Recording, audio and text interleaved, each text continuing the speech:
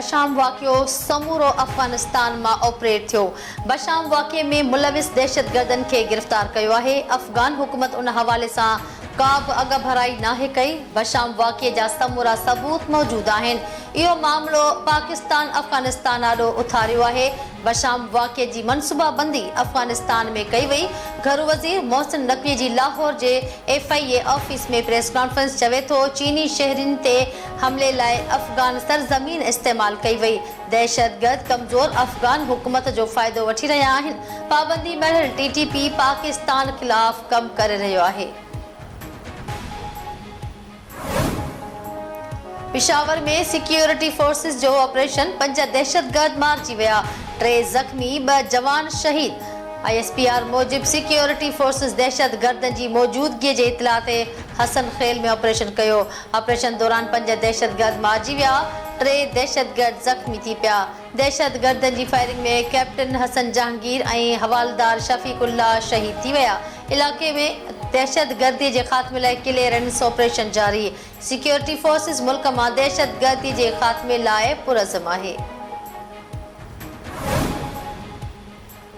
Peoples party वफाकी हुकूमत में शामिल थियण जो इशारो ॾेई छॾियो। वक़्ती सदर यूसुफ रज़ा गीलानी मीडिया सां ॻाल्हाईंदे चयो आहे त हुननि हुकूमत में शमूलियत खां इनकार न कयो आहे। नून लीग सां हुकूमत में शमूलियत बाबति ॻाल्हियूं जारी आहिनि। जेको बि बजट पेश करे बजट अवाम दोस्त हुजणु घुर्जे। को बि बिल या कानून पास थींदो उहो अक्सरियत राय सां पास थींदो। हू IMF जे शर्तनि ते अमल करे रहिया आहिनि।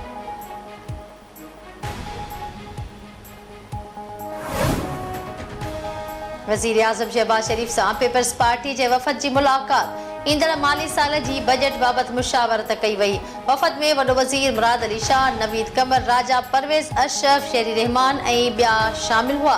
मुलाक़ात में मुल्क जी मजमूई ऐं सियासी सूरतहाल ते ख़्यालनि जी ॾे वठि कई वई।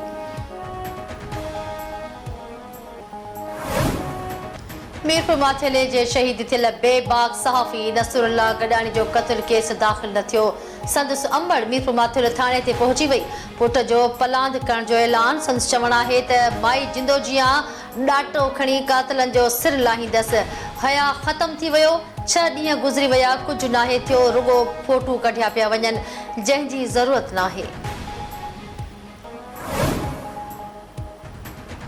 मीरपुर माथेले जे शहीद थियल बेबाक सहाफ़ी नसरुल्लाह गडानी जे तॾे ते ताज़ियत जो सिलसिलो जारी।